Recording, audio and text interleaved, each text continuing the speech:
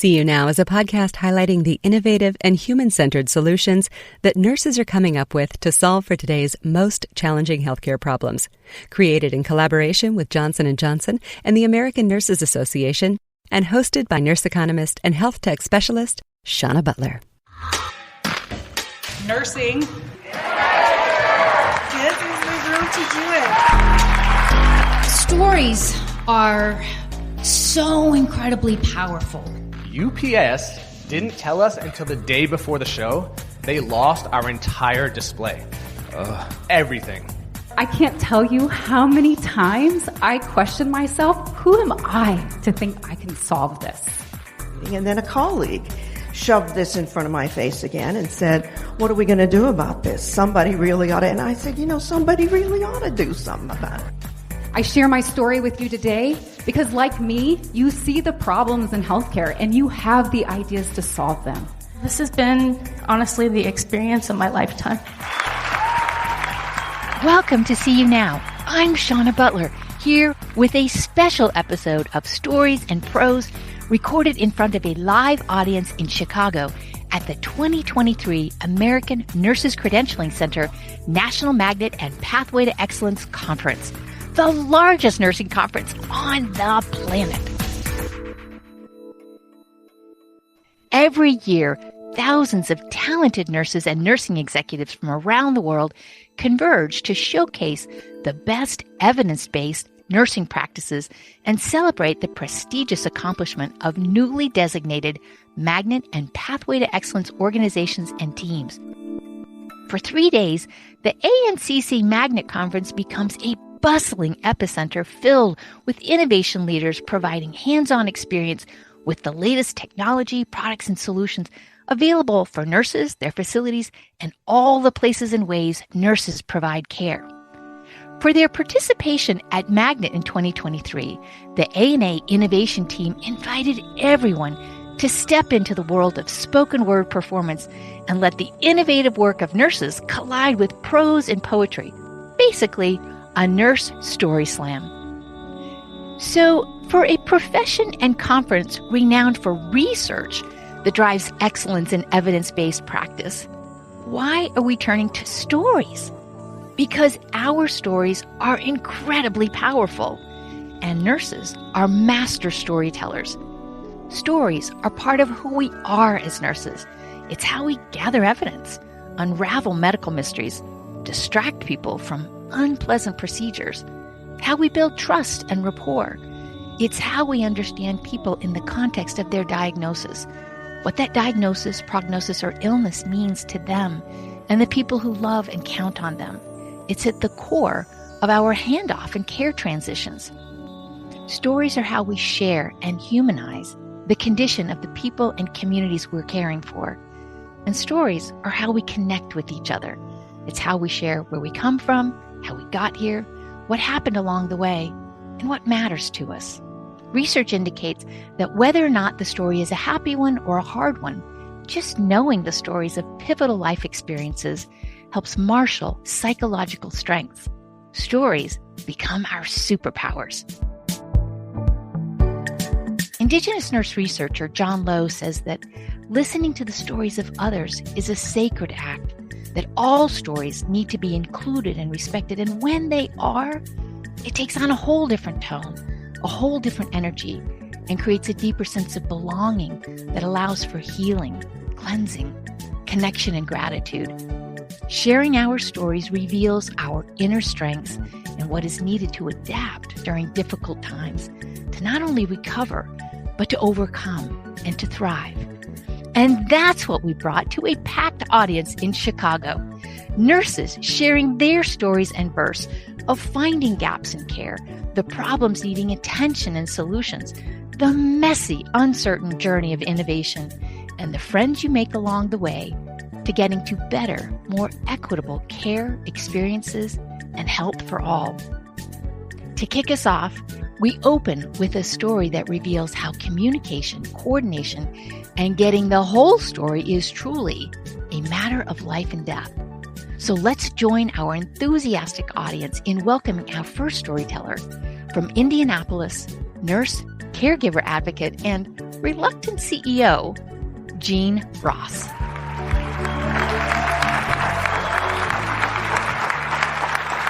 My Aunt Kay is the reason I am on this stage as the CEO of my own company. Her unexpected death from a blood clot drastically changed the course of my nursing career. Sadly, my aunt's story is heartbreakingly common in healthcare.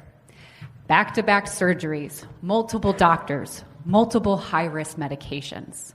The one thing unique about my Aunt Kay is she had 15 children and a doting husband, pretty much her own built-in hospital staff if needed. But even with all of those brains and eyeballs behind her care, a miscommunication between 3 doctors resulted in her blood clot that eventually took her life. It put me on a path I never expected to be on, but it transformed my life and has given me the honor to transform others.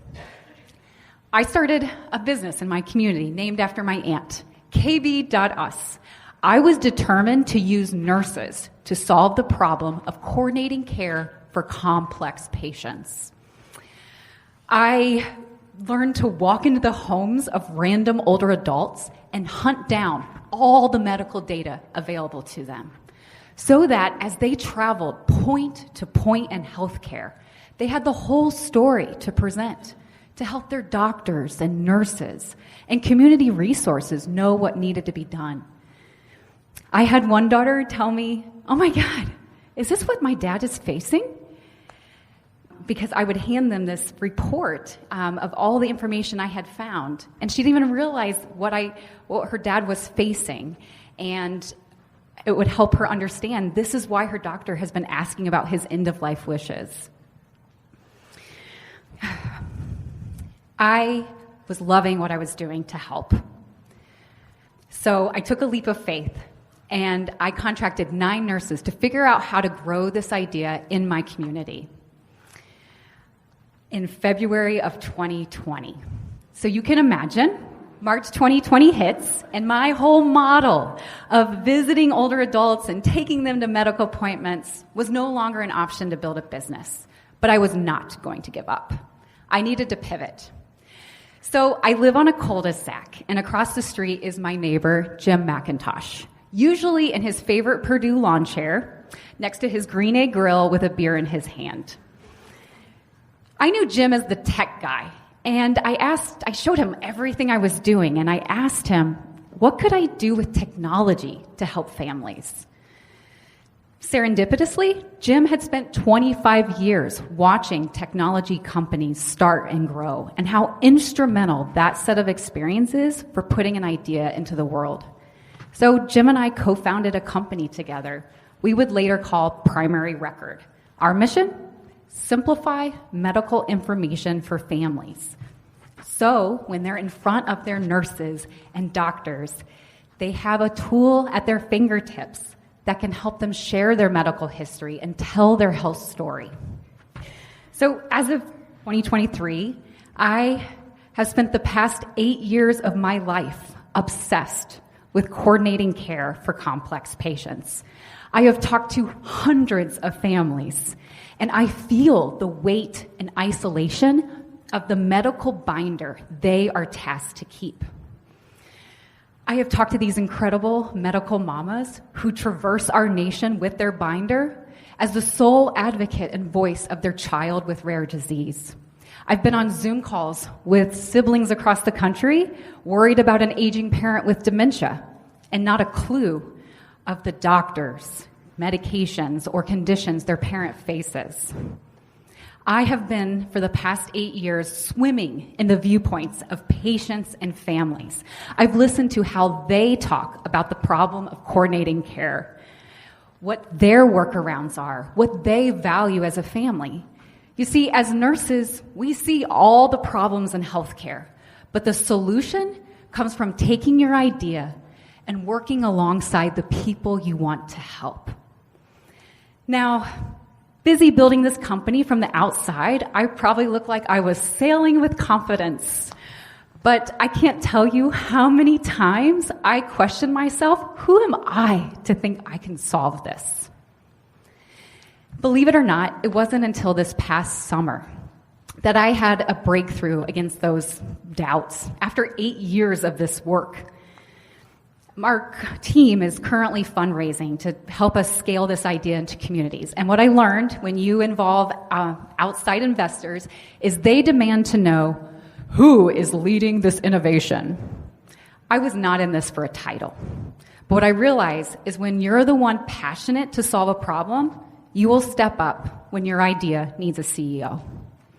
So I call BS on any of you who doubt that you could ever be the CEO of your innovation. I share my story with you today because, like me, you see the problems in healthcare and you have the ideas to solve them. I'm going to solve this problem not because of my title, but because of how much I care to make sure the tragedy of my Aunt Kay never happens to another family. Thank you.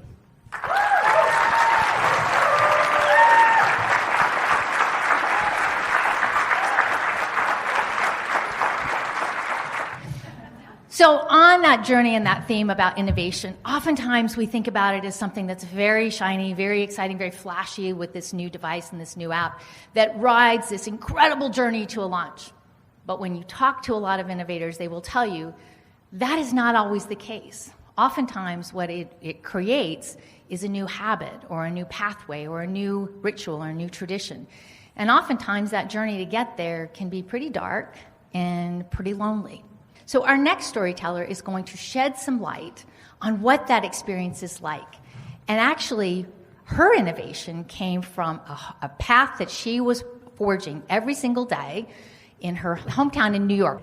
So please welcome to the stage nurse educator and social activist, Jodi Traver. In my hometown, there was this house that was a couple blocks away from where I lived. And this house was small, it was dilapidated, it was screaming of years of neglect and disrepair. I'd walked past this house countless times on the way to school. Had I known then that that house would end up influencing and inspiring the rest of my career today, I never would have believed it. So fast forward to becoming a young adult in the same hometown and really leaning into my town's history.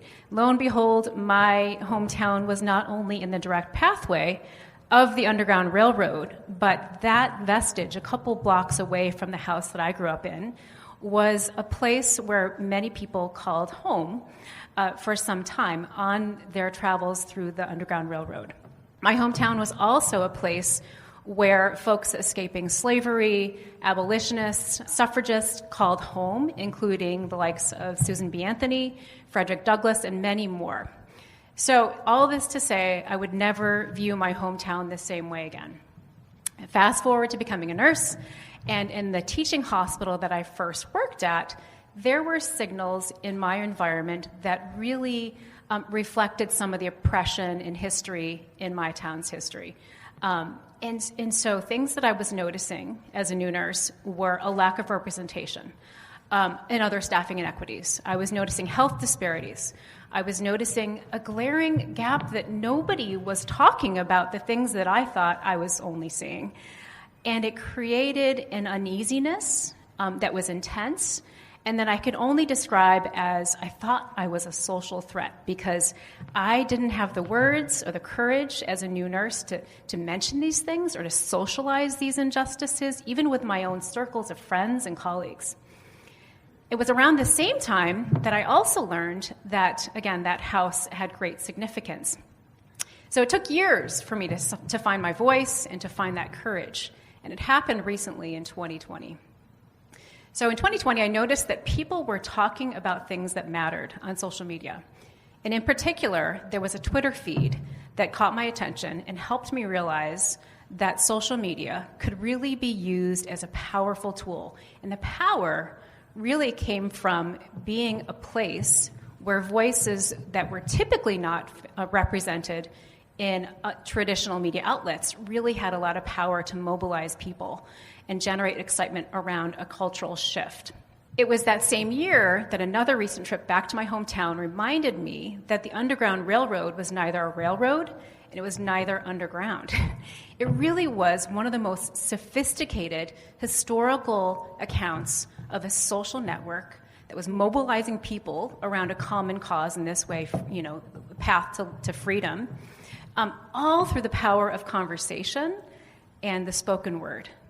And so that's really when I realized, wow, I really do have some power here just by talking to people. So that's when innovation happened. In my institution, my colleague and I got together and we started talking about things that matter to us in our communities, in our profession, and lo and behold, it became a safe space for others to do that as well. We were coming together and normalizing, talking about things like structural marginalization, health disparities, and more importantly, what was our professional obligation in being a part of systemic change. So fast forward a couple of years, that innovation catapulted into a grant-funded digital social network, whereby users had a visible online social justice profile. Users were sharing social justice news and connecting around that online conversation. But the experience innovating along the way was painful. It was lonely, and it still is lonely at times, and maybe you all can, identify with that. I have gotten stuck and unstuck many times, and I'm constantly asking myself, well, has this all been a failure? Has this been an achievement, or both? And I'm reminded of some words that Susan B. Anthony is credited with saying, that failure is impossible. And I think that those words bear repeating, that failure is impossible. And so my takeaway from all of this in the innovation space is that I'm right where I should be. I can help situate others in their ideas and innovation and social justice conversations. And that really we are creating a conversation that's becoming culture. And so I'll say that again, conversation can become culture. And in order to elevate our profession, we really do need to continue this conversation to build on our culture and take it to the next level. So that's my story. Thanks for being a part of the conversation and a part of the innovation.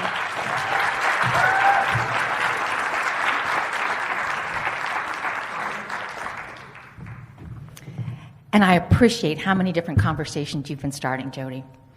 So up next is a nurse who is not afraid to take on any challenge, whether that means starting a new business, addressing a huge gap in care, or standing for safety and science, even if that means standing resolute in the face of very angry protesters. From Arizona, please welcome the founder and CEO of Navi Nurses, Jasmine Bhatti.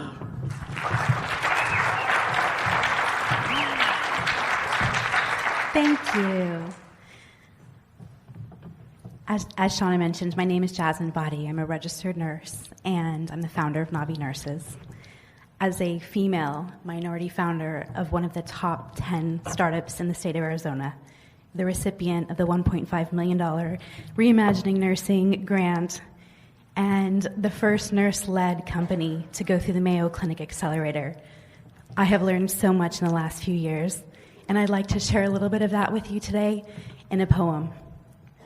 So it's not only just for you in the room here, but for the millions of nurses worldwide who don't have the privilege of being here with us today. So my poem is called What I Want Nurses to Know. Dear nurses around the globe, you have experienced so much. Only heaven knows the tears you have cried, the things you have seen. The universe knows you are so deserving of healing and light. It's your turn now to shine bright. But first, you deserve an apology. I'm so sorry to your heart from me. I'm so sorry if you have ever felt neglected. I'm so sorry if over the last few years, for one moment, you felt unprotected. I'm so sorry your hearts are scarred, unfixable, with pizza and cards. You are worthy of an apology, because no honorable person would have ever let that be. But your time has come, and I need you to listen. No matter your role, no matter your title, you mustn't for 1 second question your mission. But this pain was required. It was the seed, the catalyst for us to conspire, to create new ways of being and doing, because only in the pain and suffering can creation be born. Nurses, you hold a profound magic. You're the light, the stitches for what is torn. You are the keeper of ideas yet to adorn, accelerators and innovators, led by people not in healthcare who are trying to understand our problems, but they fail to invite us to the table to help solve them. So go, invite yourself to their party, or better yet, create your own. And I promise you, there are enough tables and chairs, and if you have an idea, you will never sit alone. Dear nurse, you are anything but meek. You are unique. And gay, trans, black, brown, refugee, or first-generation American like me, you can all wear the innovator crown. So please, put your idea into the universe. You are the moon surrounded by the stars, never alone.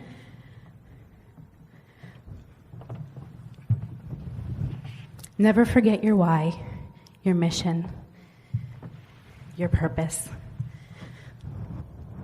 Let us come together. Let our ideas collide. Cast your fears aside. Let your magic disperse. Because right now, what the world needs more than anything is you, an innovative nurse. Thank you.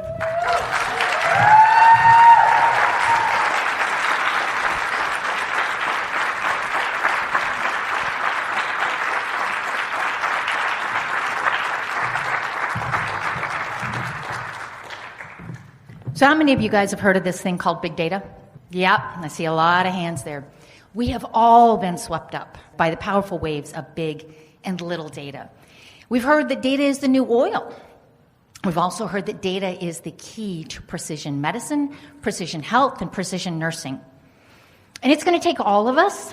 It's going to take all of our data to deliver on that promise.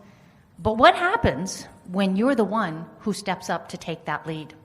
So coming to us from California State University, San Bernardino, Department of Nursing, is health informaticist and activist Mary Anne Schultz.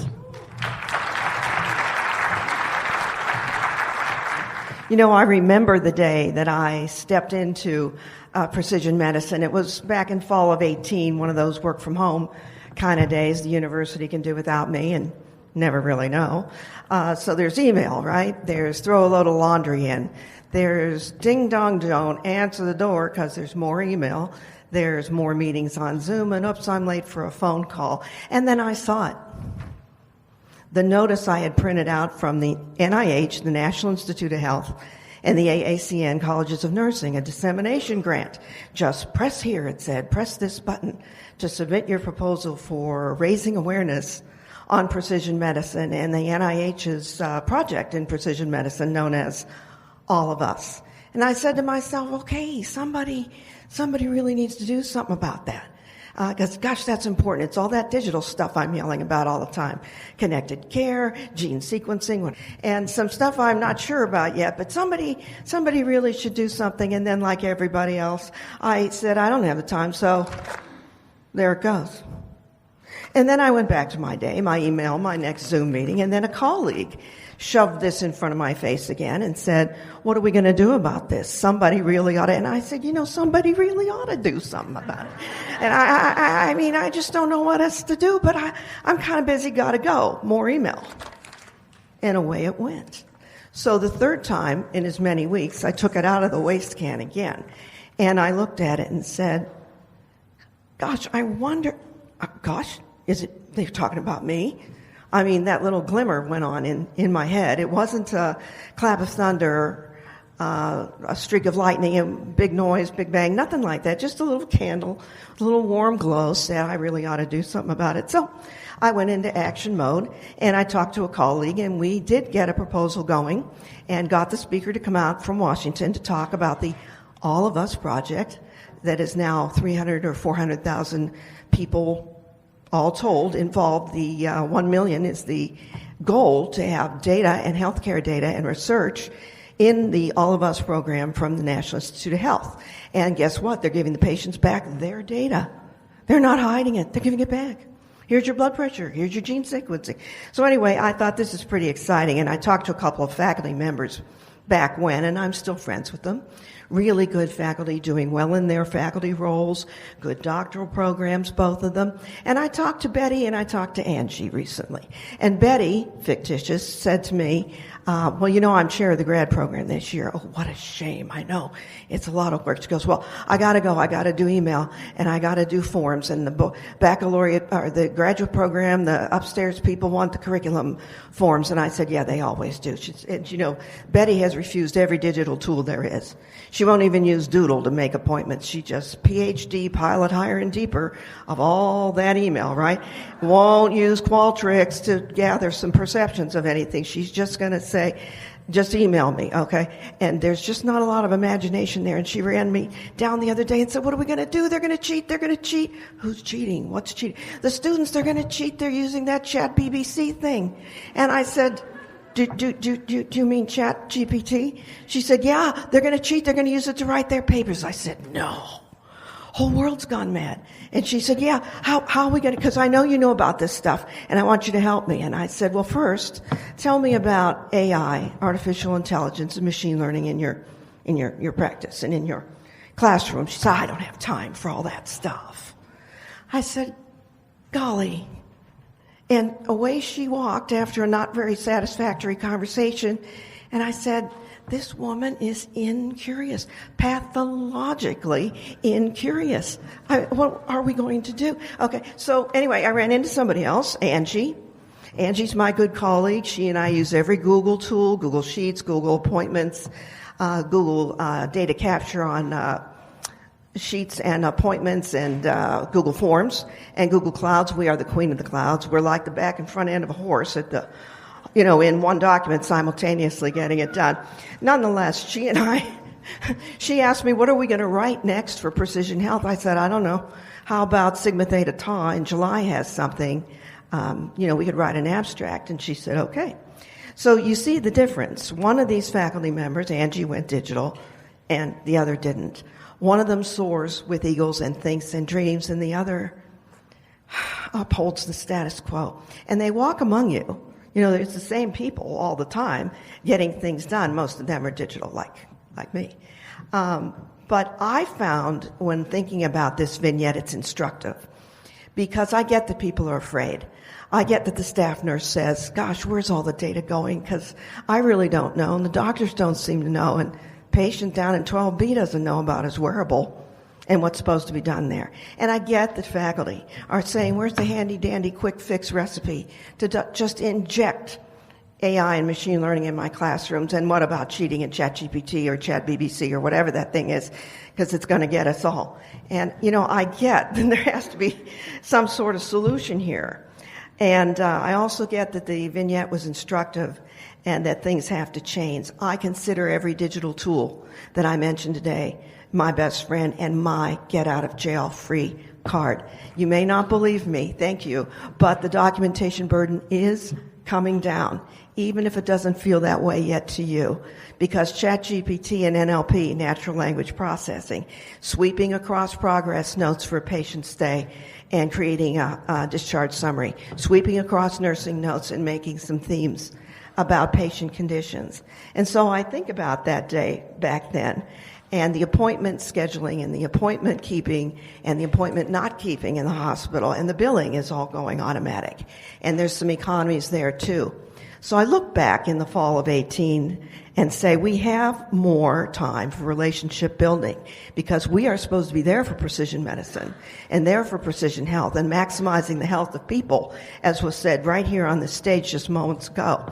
And I know that it's almost 50 years of nursing. And in that 50 years of mine in nursing, we have talked and talked and talked about individualized care. But it really, really hasn't happened. Now it's at our doorstep. What are we going to do about it? But you have to be digital to get there. And so I look back on that day in the fall of 18 and say, because my colleague and I have one paper published and another under review, 2 posters, 3 presentations at meetings, 1 curriculum change where we have precision health across the curriculum, and 1 successful proposal to the American Nurses Association that is the only healthcare provider generalist organization to even have a policy on precision health. And I look back and say, what a remarkable day that was. And that's it for me. Thanks for coming out.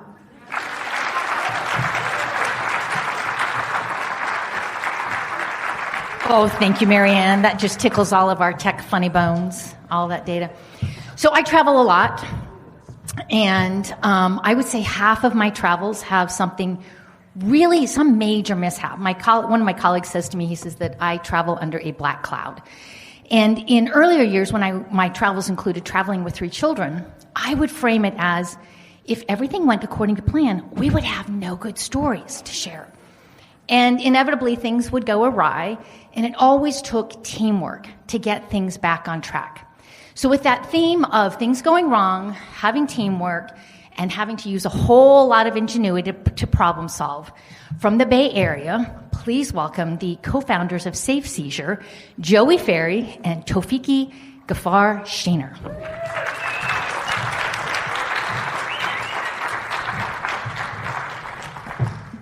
Thank you.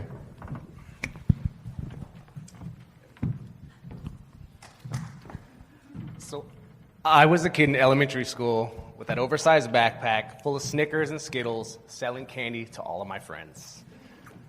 In high school, I showed up with a huge roll of orange raffle tickets, cashing in on my own lottery. Yeah. Got suspended for that one. And in college, I was going around to all the local gyms pushing my revolutionary fitness drink. I was destined for Shark Tank. No. I became a nurse. And I absolutely fell in love with it. I worked in the hospital for 15 years. Yeah.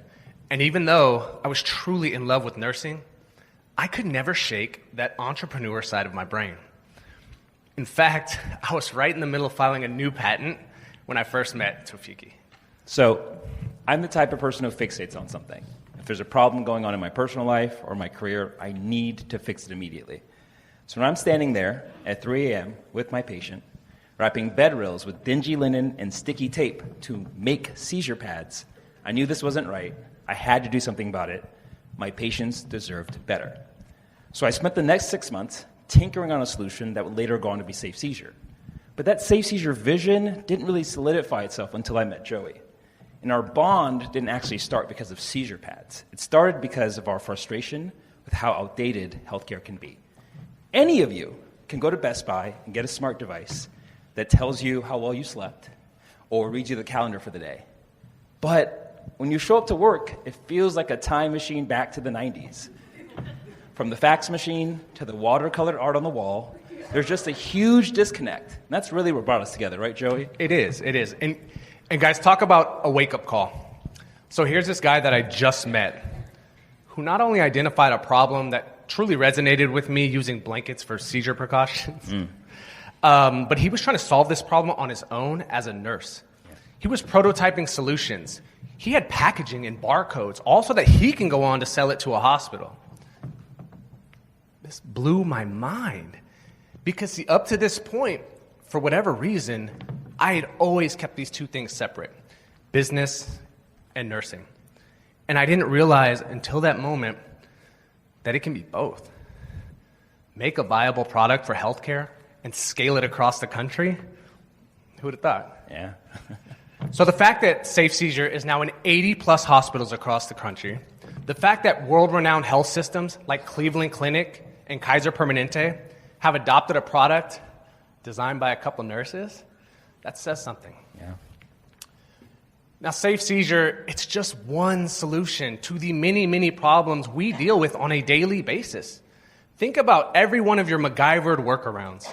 Those are indications to a real problem that needs a real solution, not a workaround. And nurses, we're the best ones to solve those problems. I agree. But solving those problems isn't always going to be easy, though. There are going to be many roadblocks along the way, such as people saying, what do you know about making a medical product? You're just a bunch of nurses, which is ironic, right? Because we're the biggest group of end users. The truth is, you can put us anywhere, and we're going to figure it out and innovate. We proved this to ourselves last year at a really big nursing conference in Houston. Yeah. So we were vendors at that conference, just like the ones you guys see out here on the exhibit floor. We had a booth, we had the lights, we had swag, we had all of it, right? Everything. Except one little problem. UPS didn't tell us until the day before the show they lost our entire display. Everything. Seriously. So with only 18 hours to go before showtime, Taofiki and I had to look at each other and ask ourselves a really tough question. Yeah. Do we just pack it in and pretend we were never there? Or do we try to recreate this booth from scratch with the real possibility of failing and falling flat on our faces? We're nurses, so you know we hit the ground running. We spent the next several hours catching Ubers to Target, to Walmart, to FedEx, trying to gather supplies to recreate that booth. Let's just say we rose to that challenge, and the show was a huge success. The thing we learned that day, though, is that when you're under that level of pressure, just like in a code, you don't have time to worry about the small things. You need to trust yourself, you need to trust each other, and just get the job done. That day was really something. It taught us a lot about who we are as business partners, but it reiterated who we are as nurses. At the end of the day, it's nursing at its core. We're taught from day one of nursing school that you don't need to know the answers to everything. So as you innovate or start a business, whether it's some AI-powered app or something as simple as seizure pads, there are going to be a million things you don't know. But guess what? You are ready for it. This is why nurses are changing healthcare. We challenge the status quo, we fix problems, we innovate. That's just nursing. Thank you, guys. Thank you.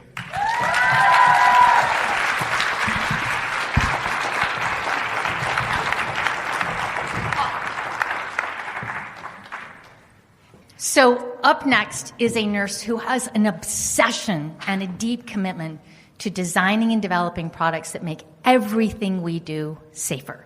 She's a CEO, she's an entrepreneur, and she's a member of the ANA's Innovation Advisory Committee. Please welcome to the stage, Lindsey Roddy.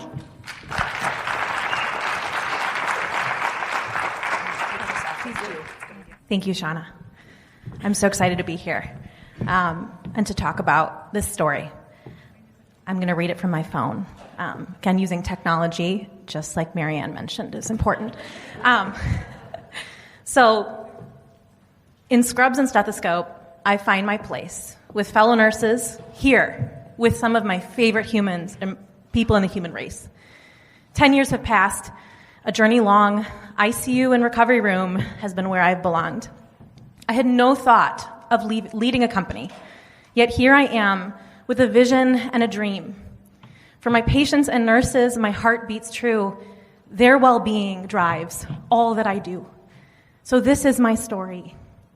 In the ICU, where tubes twist and twine, lifeline drugs flow through each intricate line, I experienced a moment I will never forget, a moment of fear, tears, now a memory deep set. Mobility is key, even for those who are critically ill, to hasten their healing, to strengthen their will. So there we were, getting my patient up and going, when the unexpected happened, unknowing. "Wait," I yelled as the patient moved to walk. It all happened so fast as I watched the line pull taut. The central line had caught and began to pull out. The suture didn't hold, and I wasn't fast enough, I recount. My patient started to fade. I saw fear in his eyes, and my heart dropped at what would come next as I realized his surgeon came back without delay. Procedures, interventions, a frantic ballet. Thankfully, my patient was safe at the end of the day, but I was shaken. I was not okay. I began to inquire of my nursing colleagues then, what did I do wrong? How can we prevent this from ever happening again? Stories unfolded of safety events, tube, line, and cord issues at patient and nurse expense. Underreported, yet danger persists. A silent crisis where risk often twists. A research venture, I embarked on a quest to untangle this puzzle and give it my best. Hundreds of nurses reported their problems. I thought, there has to be a device that can solve them. We could not find a device that would have prevented these safety events. There was nothing invented. Nurses still using tongue depressors and tape to try to restrict the lines from escape. With my nursing background alone, little to no business or engineering skills did I own. I began to prototype in hopes that I might help nurses win this fight. A compassionate soul, an engineer by trade, joined me in this crusade. I had him shadow in hospital halls, observing nurses and the struggle we face every day inside our walls. Prototypes crafted with nurses' input and care, their feedback was a compass guiding us there. We built a team and brought our device to market. It was named by nurses. The Secure Move TLC hit the target. When brought back to nurses and patients, we were excited to see their elation. In nurses' hands, it has prevented safety events, lowering injuries and providing a valuable defense. As nurses, we don't always think ourselves grand, yet innovation flows in our hands. Problem solvers, resilient and bright, we can shape the future of healthcare to help make things right. So never let doubt or naysayers in. You're capable, strong, let your journey begin. For in each of you, an innovator's spark, a healer, a pioneer, lightning in the dark. Thank you.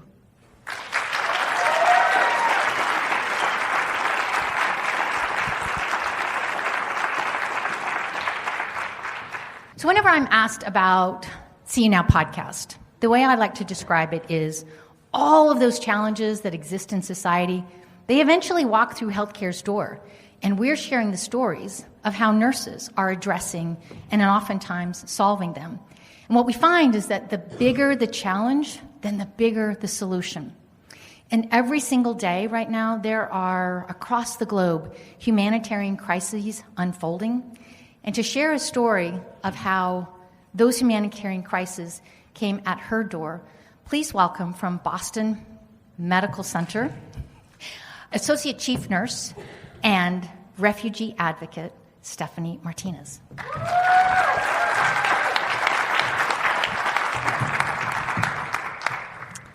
I want to start by telling you about Jay. Jay was a 2-year-old who presented to our pediatric emergency department with his mother and sibling. They looked exhausted. Their clothes were tattered and hung off their bodies as if a few sizes too big. You could tell they had been wearing these clothes on a long, long journey.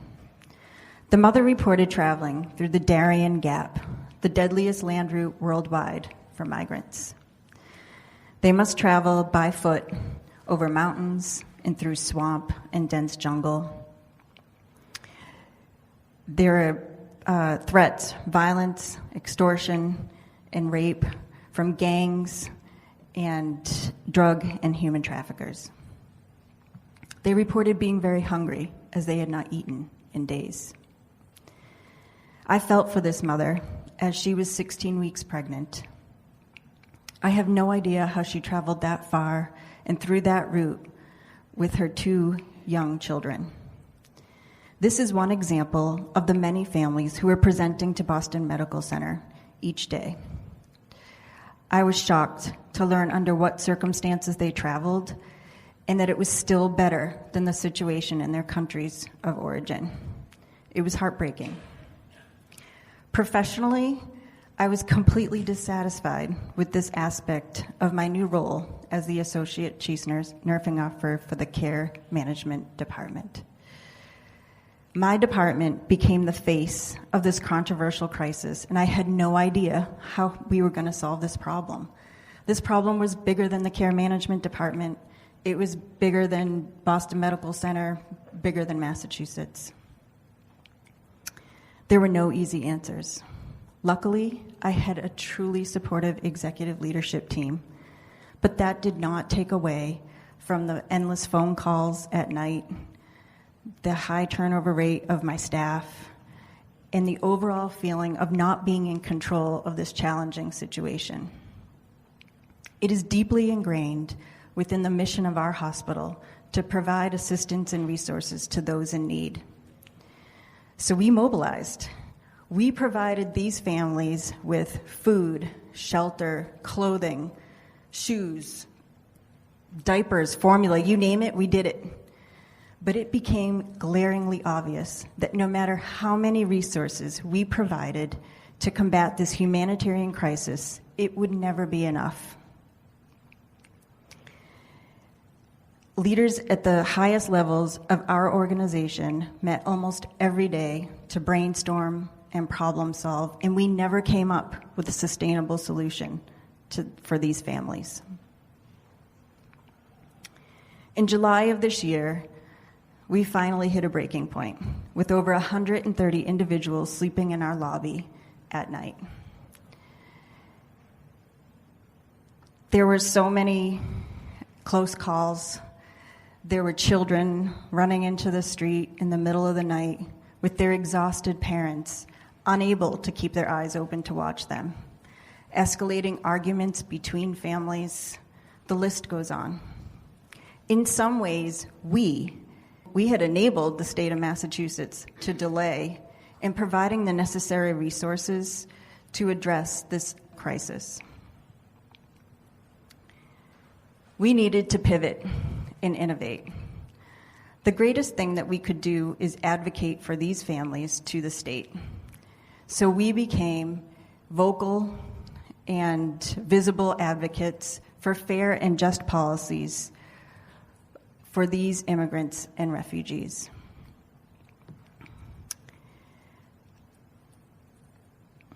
We also needed to pivot internally. We made the unimaginable decision to no longer allow these families to shelter in our lobby. As one of the leaders who is responsible for making this decision, it was truly, truly difficult. I felt true moral distress, but I knew it was the right thing to do. We were doing what nurses do best, adapting every day to new challenges and situations. Now, the state of Massachusetts has 3 welcome centers. Governor Healy has activated the National Guard, but this story does not end here. These families need access to English proficiency programs, ongoing stable housing, and I hope that talking about this issue, which is not unique to Boston Medical Center or to the state of Massachusetts, provides a pathway for advocacy for this humanitarian crisis. Thank you.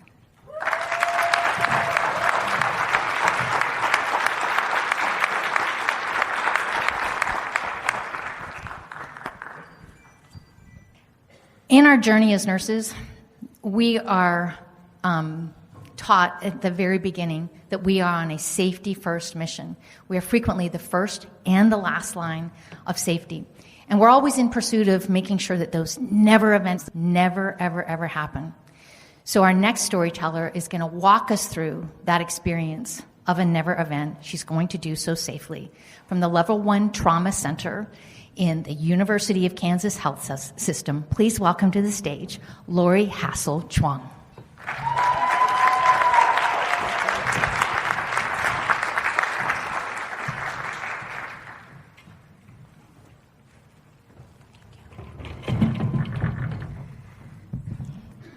Imagine being with me in an OR. I'm the nurse, and I'm taking care of the patient. It's a trauma. There's blood everywhere. There's chaos, and I am throwing lap sponges to the field left and right. And just as fast as they are being used, they're being tossed into a bucket off the field. Now, it's my job, along with the team, to account for those sponges. So I'm picking these bloody sponges up and I'm placing them in a bag. And the bag is hanging on a sponge accounting system. Now, as I fill the bag, I am just stacking bag upon bag upon bag. And it's getting harder to see the sponges, and it's getting top heavy. Raise your hand if you've heard of a sponge accounting system. And if you haven't, it's a piece of equipment that helps the surgical team to ensure that we leave no sponge behind in our patient's wound or cavity. So it helps to prevent never events, right? Well, the never event happened in our healthcare system. And yes, the risk is there in any OR. It is not unique to just us. I was on a committee, and the committee was investigating why we had this retained sponge.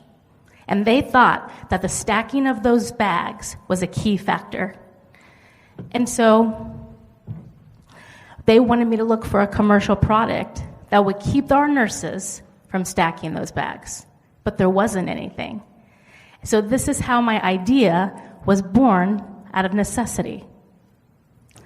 Now, I was told at the time that the cost would be high and the hospital would say no.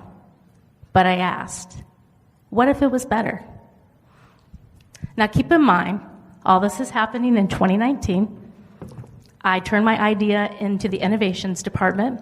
COVID happens, and now it's 2022. And I have 7 working prototypes of my telescopic sponge accounting system. And I'm getting ready to roll them out to 4 operating room towers in our level 1 trauma center. And the trial begins. Let me talk to you about being petrified. I was literally immobilized with fear as I waited for that first survey result to come in. I waited, and then I look around, and I realize staff are using the prototypes. So I get the courage up, and I start to ask, what do you think? And I'm hearing things like, I could see all the sponges at once. It gave me peace of mind. I loved it. I cannot begin to tell you how instrumental that was in the beginning, because I will not lie, there are dark days in innovation. As I'm searching for the right company to move us forward, I have days that I feel like I'm this imposter, like I don't deserve to be standing here today. But then something good happens. It could be simple. It could be someone tells me it helps in a surgical case. I see that it was dragged into a trauma or a polytrauma. I read a survey result where I see that I changed someone's life. I had the opportunity this year to meet nurses and techs around the world, and it was so exciting to see them get pumped up at the thought of one of their own inventing something. It's empowering to know that we have this chance to improve never events. When I listen to OR staff talk to me about issues that they're having with counts in their own ORs, it is so validating to hear that this is not just unique to us, and it's bigger than me at this point. When I think about our manufacturing partners, why are they not asking nurses what will make things easier and safer for the patients? If you like using a piece of equipment, will that make you more compliant? I would like to think so. So if you're more compliant with policies, standards, and guidelines, isn't that in turn safer for the patient? I think about how all of this started because of my simplistic idea. If I had listened to the individual that said they will say no, I wouldn't be standing here today telling you my tale of innovation and how this has been, honestly, the experience of my lifetime.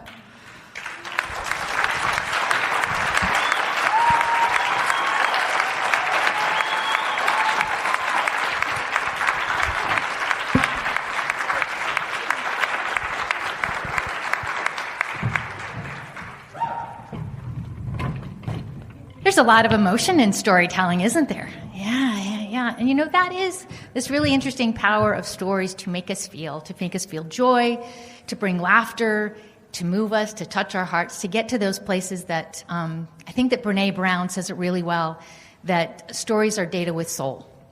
And we've had quite a bit of that. So in our closing story, we're inviting a nurse who has many lives and many careers and many stories. He knows incredibly well the healing power of stories and the healing power of nursing, not only because of his own medical odyssey, but also because of his business journey and his professional journey. And I just want to have a real special call out to his mom because she has been there every bit of the way. From New York City, please welcome Chief Nursing Executive and co-founder of the company Inspiron, Paul Coyne.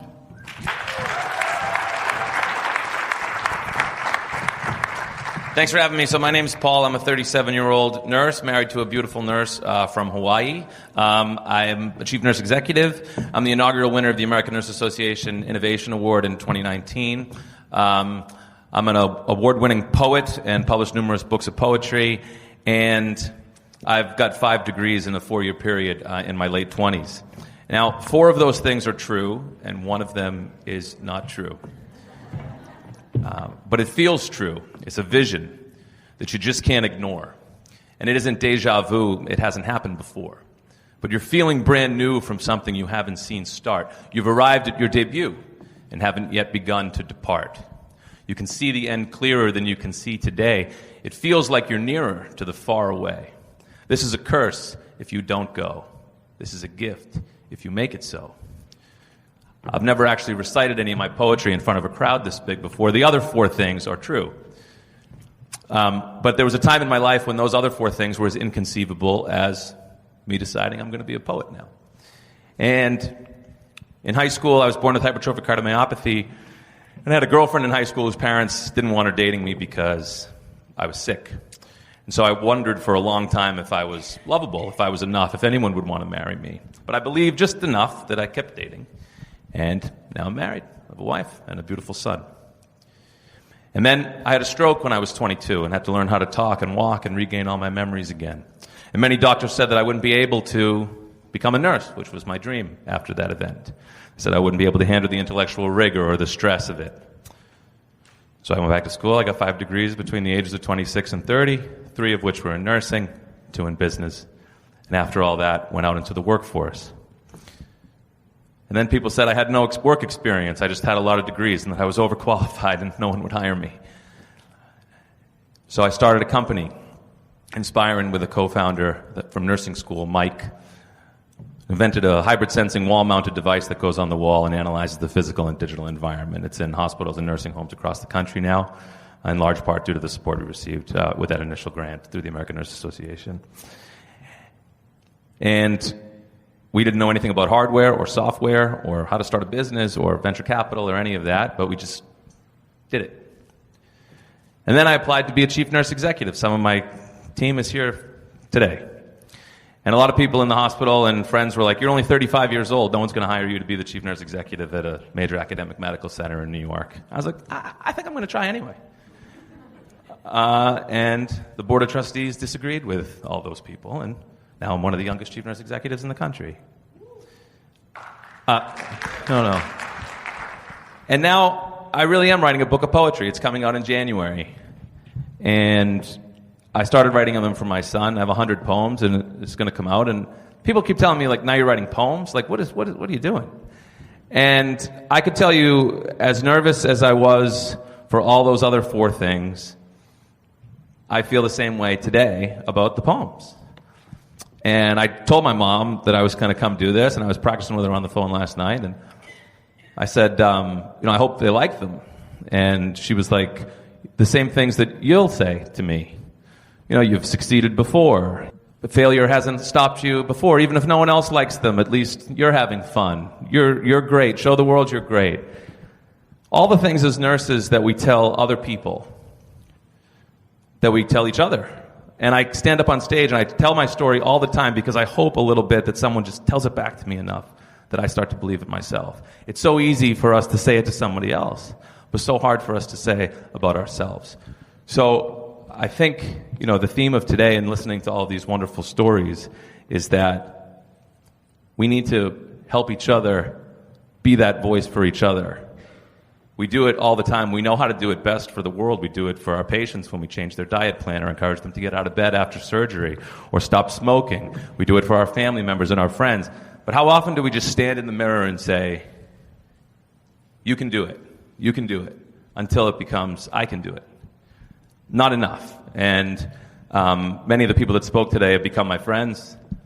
There's a community of nurse innovators across the country, many of which you saw today, that table is big enough for everybody.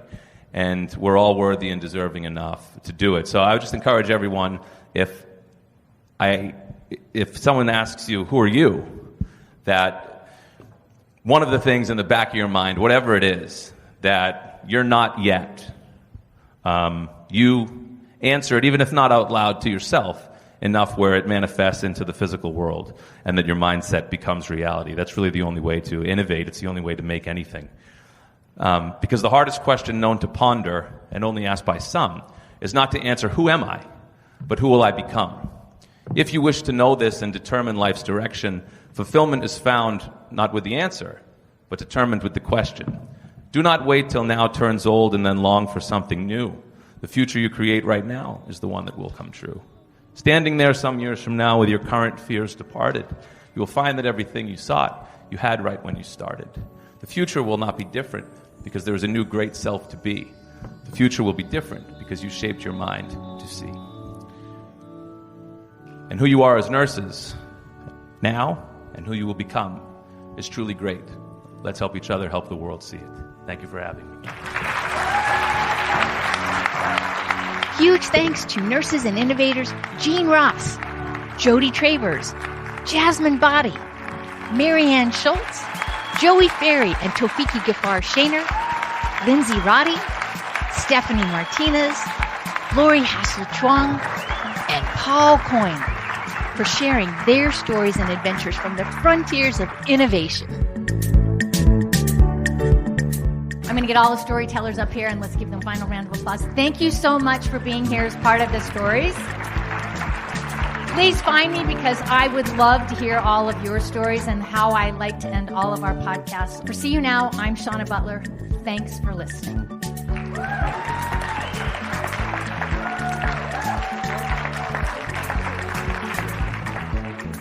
Nurses are transforming healthcare through innovation, compassion, and leadership.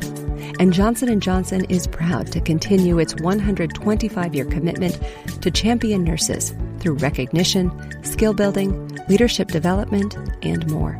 The American Nurses Association is dedicated to building a culture of innovation. Nurses improve the lives of patients and communities through innovative thinking, empathetic connection, scientific rigor, and sheer determination. ANA is proud to support and advocate for our nation's most valuable healthcare resource, our nurses. For more information on See You Now and to listen to any of the earlier episodes in our library, visit seeyounowpodcast.com.